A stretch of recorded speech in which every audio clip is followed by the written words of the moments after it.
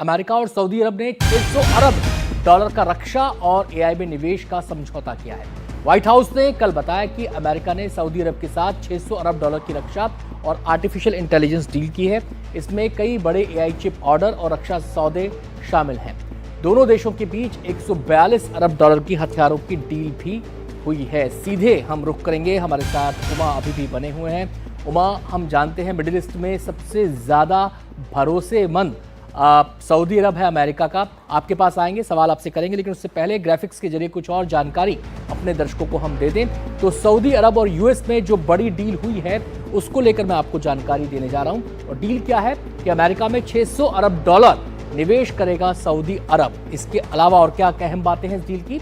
रक्षा और एआई के क्षेत्र में सबसे बड़ी ये डील है।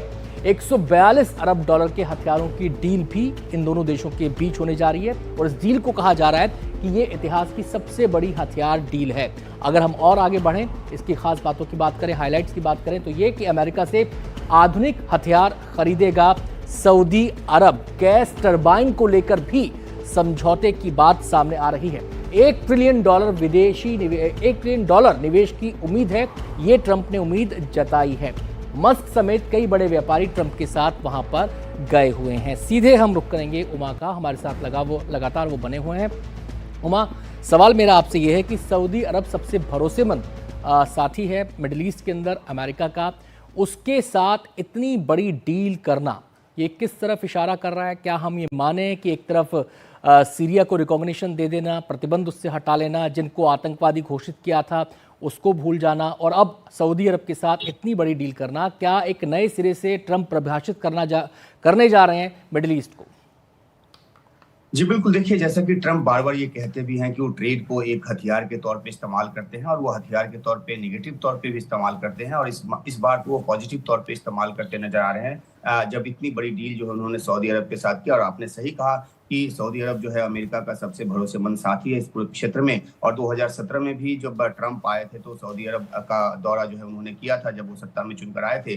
सबसे बड़ी बात यह है कि जिस तरह से मिडिल ईस्ट के हालात हैं और जैसे अमेरिका को वहां अपना प्रभाव बढ़ाने की जरूरत है, ऐसे में उन्होंने सऊदी अरब के जरिए जो अपना एक असर दिखाने की कोशिश की। आपने देखा कि किस तरह से मध्यस्थता के मामलों में भी सऊदी अरब पर वो ज्यादा रिलाय करते हैं। तो अब व्यापार को साथ में लाकर और सऊदी अरब के साथ एक मजबूत साझेदारी बनाकर वो इसके जरिए ईरान जैसे देश को, या फिर अब जैसा कि हमने पहले भी जिक्र किया कि वो अपना असर बढ़ाकर जहां यहाँ जो अपनी कोशिशों में वो जुटे हैं कि शांति स्थापना हो, और साथ ही साथ अमेरिका की जो सबसे बड़ी जरूरत है कि वहां पे इन्वेस्टमेंट हो, व्यापार हो। और इसलिए जो है ये अमेरिका के लिए भी काफी अहमियत रखता है, क्योंकि लगातार राष्ट्रपति ट्रंप का ये जोर रहा है कि वो बिजनेस लेके आएंगे अमेरिका के लिए, और इसीलिए वो 3 देशों के दौरे पे इसके बाद कतर और यूएई भी जाएंगे। लेकिन सऊदी अरब में जो बड़ी डील हुई है और उनको ये अमेरिका के लिए और उनके लिए एक पड़ाव है कि किस तरह से अमेरिकी अर्थव्यवस्था को वो बूस्ट करना चाहते हैं, और दूसरी तरफ इसके जरिए मिडिल ईस्ट में वो असर बढ़ाकर वहां पर